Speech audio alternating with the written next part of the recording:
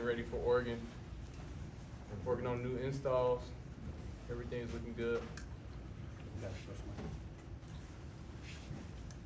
Just guess, working on underneath, what did you see there? I felt like it was just the same concept that was killing you guys against Colorado State.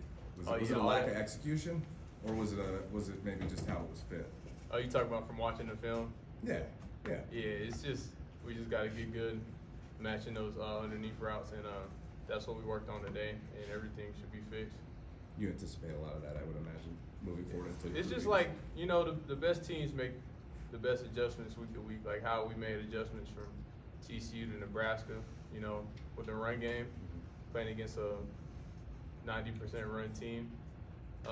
We're real good at making adjustments because we got the best coaching staff in the country, so that's nothing to worry about. If you see us make some mistakes in a game, and you know the coaches are gonna get on our tails about it, and we're gonna have it fixed. Hey, Shilo, Coach was introduced a little while ago, and he was talking about taking the ball first in overtime. But what was your rate? Were you a little surprised that he chose to put Shedeur in the offense out there first? Yeah, I asked him. I was like, "All right, I'm gonna tell you exactly what he said." I was like, he was on the field. I was like, "Dad, why not defense go first?" He said, "Man, y'all ain't stopped him all day." So, you know, he put offense out there first, man. That's how that conversation went on the field. It was funny. Shilo, Hackman, Associated Press. I guess being a defensive back, how did you become a defensive back? Did you want to follow your father's footsteps, first of all, and then second of all, when you're studying film, do you ever study the way he played, or are you just your own person and try not to look at that at all?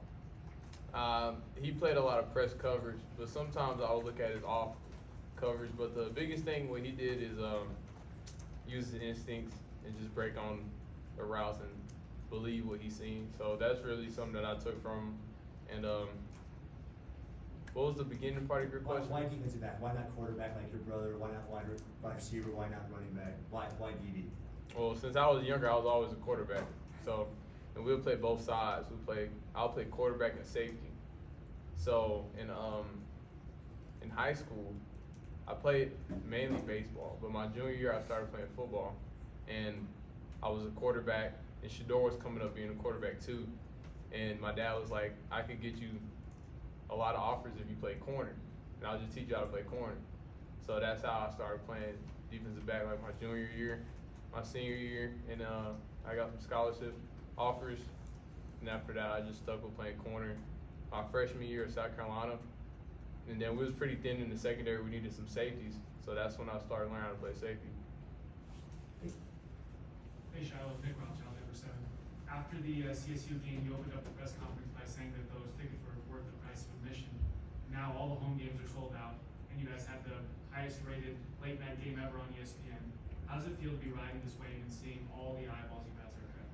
I mean, I think everything happens for a reason. So whenever we were in that close game, I wasn't really worried. I was just like, well, everyone's watching now. It's just a bigger stage to make bigger plays, you know, and have all the eyes on you whenever you make a play. So I just looked at it as an opportunity.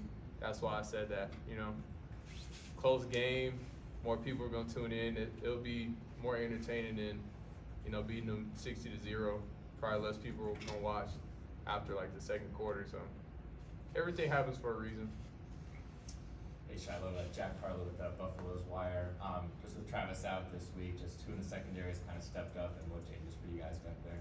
Right now we got a lot of guys working in a lot of different places and different schemes, you know.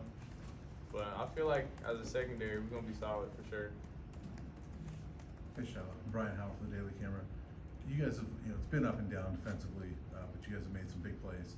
What's preventing you guys from really kind of locking in and being solid, you know, start to finish on defense? What do you guys need to do to kind of get to that point? Everyone just needs to do their jobs at all times. I mean, it's football, and the name of the game is seeing who could make the least amount of mistakes. But whenever we just play a game where everyone does their job on defense and offense, then we're going to be the dominant team that we need to be. And I think that's probably going to happen this weekend for sure. Hi, Shilo. Nikki Edwards, Hughes Sports Report. And I'm in the same vein as Jack's question. Cameron got an interception. Trevor got an interception. You got a pick six during the CSU game. that a testament to how good this secondary can be and what you guys are kind of working towards? Like, you guys think we did so good, but we're like, man, we left so many on the table. We could have probably had 2 each that game, you know. So there's always room for improvement, and you know, just our defense, we just get to that ball. So that's what we specialize in, just hustling, playing fast, and it shows up. I'll follow up there. What are you seeing out of Oregon's offense right now? What's going to be the challenge in stopping them in Bo Nix? I mean, it's just football. We just have to play the call that Coach Kelly calls, because he's the mastermind behind everything, and just do our assignments and read our keys and just make plays. It's not really that complicated, you know. Tyler King with the Denver Gazette. You guys are playing a team in Oregon this week that has kind of been the Nike school over the past 20 years or so, I would say. But for you guys use different uniform combinations every week. I know you guys did that last season at Jackson State as well with Under Armour. What does that mean for the players in the locker room when you get to have a different uniform combination every week, and now with Nike here doing the same thing? Man, I don't care about no uniforms, man. We're trying to win. But like when we were younger, me and Shador used to like all that crazy stuff, you know. But we don't really care like what uniforms it is. Hey, Shilo, I was curious, after you had the interception kind of taken away from you on the play before, were you a little extra geared up to get one after that? Not really. I was like, dang, I got to get one now for sure. But every game I try to get 2 interceptions. I don't just shoot for 1. So that play, me and Coach Kelly been going over that whole week, that exact scenario, like literally. And all I did is what he coached me to do. He even showed me videos of Jordan Battle doing that at Alabama, that same exact play. So I just followed the blueprint, basically. Hey Shilo, Ariel Orsuto, 9 News back here. So all 3 of these games have been won in very different ways. This past one was pretty much just a game of resilience. How does that kind of prepare you for the biggest battle you guys have had so far going up against a team like Oregon? Oh, so far? I mean, every game is a big battle.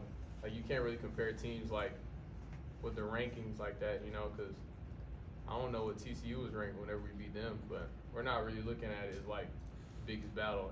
Every week is the biggest battle because we trying to win every game, so we didn't think CSU was going to be that close. That was a big battle. That was the biggest battle of the season. Nobody thought that, you know what I'm saying? So at the end of the day, we just have to fix what we messed up on in practice, which we're doing, and you know, just continue to get better and better each week. Did a game like that, like with that overtime game, like does that resilience and does that kind of prepare you just for whatever the next game is? Yeah, for sure. But I mean, if we eliminate mistakes, we won't get to that point. So just as a team with the coaching staff we have, we're just improving and just getting better and better every week. Hey, Shilo, Mick Miller, Fox 31. I think it's really cool to be able to see you and Shador leading both sides of the ball. I'm curious, how did that brotherly competition growing up and leading to these moments push you guys to get the best of yourselves?